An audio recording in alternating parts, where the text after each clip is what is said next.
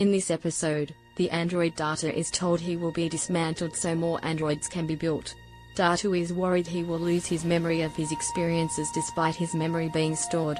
Captain Picard argues Data meets at least two of the criteria for personhood and therefore is not a machine but a person with rights.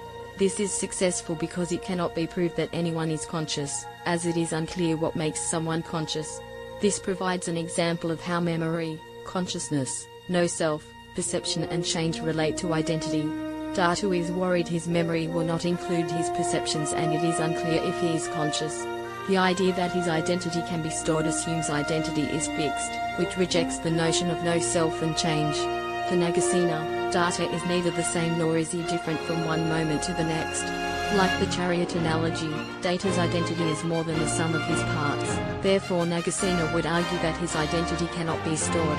Hume would agree as Data's perceptions are always changing. Hume would argue that Data's ability to remember creates the impression that he has a fixed identity, but, like the theatre analogy, things which appear the same have very minor differences. Therefore, Data's identity cannot be stored as it is always changing. Locke's definition of personhood is used to prove Data is a person.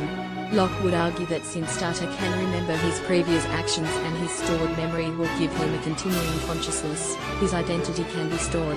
This example supports Nagasena's chariot analogy and Hume's theatre analogy and raises an implication of using Locke's definition of personhood as robots and androids could be persons. Qualia and its connection to memory raises an objection to Locke's view that memory is sufficient for a fixed identity.